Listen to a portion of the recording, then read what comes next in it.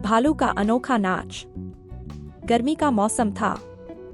चारों ओर सूखी मिट्टी और तेज धूप थी, लेकिन गांव के लोगों के चेहरे पर एक अजीब सी चमक थी। गांव में एक खास खबर फैली थी, आज शाम को भालू का नाच देखने को मिलेगा। ये वही गांव था जहां सालों से कोई बड़ा मेला या आयोजन नहीं हुआ था। इसलिए जब एक मदारी अपने भालू के साथ गांव में आया, तो लोगों के बीच उत्साह और खुशी की लहर दौड़ गई। शाम होते ही गांव के छोटे से मैदान में एक बड़ा जमावड़ा लग गया। बच्चे, बूढ़े, औरतें सब बड़े उत्साह के साथ जमा हो गए थे। सबको बेसब्री से इंतजार था उस भालू का, जिसने अपने नाच से कई शहरों और गांवों में धूम मचाई थी। उसकी चर्चा दूर दूर तक थी और लोग कहते थे कि उसने पहले कभी ऐसा नाच नहीं किया था। मदारी का नाम रघु था और उसका भालू कालू।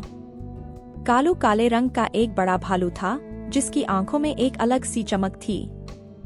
रघु ने कालू को बचपन से पाला था। उसने उसे नाचना सिखाया और अब दोनों मिलकर हर गांव शहर में अपना तमाशा दिखाते थे। रघु ने अपनी डुगडुगी बजाई और भीड़ का ध्यान अपनी ओर खींचा। लो भई, तैयार हो जाओ, आज तुम देखोगे ऐसा नाच जिसे देख तुम्हारे होश उड़ जाएंगे, उसने बड़े गर्व से कहा। भीड़ में बच्चे सबसे आगे खड़े थे। उनकी आंखों में उत्सुकता थी और दिलों में अजीब सी धड़कन। उन्हें लग रहा था जैसे वे कोई जादुई तमाशा देखने वाले हैं। धीरे धीरे कालू ने अपनी जगह पर खड़ा होना शुरू किया। रघु ने अपनी डुगडुगी की ताल तेज की और फिर कालू ने अपने भारी पैर उठाए और नाचने लगा। जैसे ही कालू ने नाचना शुरू किया, भीड़ खुशी से झूम उठी। उसकी हरकतें इतनी मजेदार थीं कि बच्चे खिलखिला उठे। कभी वह दाएं घूमता, कभी बाएं, कभी अपने भारी पैर उठाकर हवा में झूलता, तो कभी जमीन पर ढेर हो जाता। गांव के लोगों ने पहले कभी ऐसा कुछ नहीं देखा था और सभी उसकी हरकतों से बेहद प्रभावित हो रहे थे। लेकिन कहानी यहाँ खत्म नहीं होती।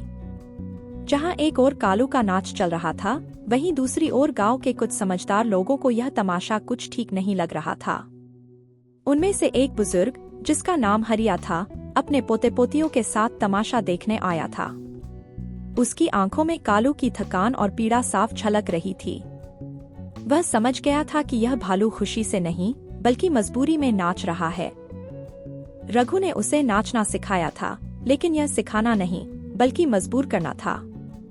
हरिया ने अपने पास खड़े गांव वालों से कहा, तुम सब देख रहे हो, इस भालू का नाचना कितना अजीब और दर्दभरा है। ये नाचते हुए कितना थक गया है, लेकिन फिर भी ये नाच रहा है। क्या हमें नहीं सोचना चाहिए कि हम इस जानवर के साथ सही कर रहे हैं? गांव के लोग कुछ देर तक हरिया की बात सुनते रहे, फिर एक एक कर कुछ लोग उसकी बात से सहमत होने लगे। हाँ, सही कह रहे हो हरिया काका, भीड़ में से एक आदमी बोला। ये नाच एक जानवर की मजबूरी का नाच है और हम उसे ताली बजाकर देख रहे हैं। हमें इस पर सोचना चाहिए। अब गांव के मुखिया ने हरिया की बात सुनी और सभी गांव वालों को समझाया। उन्होंने रघु को बुलाया और कहा, हमने बहुत मजा किया, लेकिन अब हमें इस भालू के दर्द को समझने की जरूरत है। क्या तुम इसे आजाद नहीं कर सकते?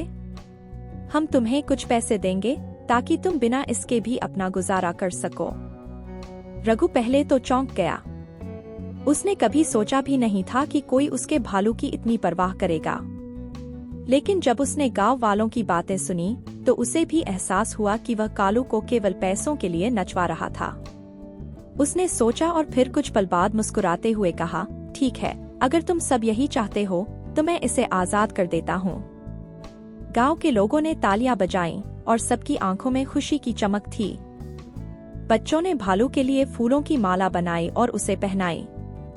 कालू को अब आजादी मिलने वाली थी। वह भालू जो सालों से केवल आदेश पर नाचता था, अब खुले जंगल में अपनी मर्जी से दौड़ सकेगा। रघु को भी गांव वालों ने पैसे दिए और वह खुशी खुशी वहां से चला गया। कालू ने जंगल की ओर देखा और फिर अपनी भारी चाल में धीरे धीरे चलने लगा। उसकी आंखों में आजादी की चमक थी और गांव के लोगों के चेहरों पर संतोष की मुस्कान। सभी ने एक बड़ा सबक सीखा, किसी भी जीव को उसकी मर्जी के खिलाफ नचाना या मजबूर करना गलत है। नैतिक शिक्षा। इस कहानी से हमें यह सीख मिलती है कि हमें किसी भी जानवर या इंसान को उसकी मर्जी के खिलाफ मजबूर नहीं करना चाहिए। हर जीव को आज़ादी का हक है और हमें उनकी भावनाओं का सम्मान करना चाहिए।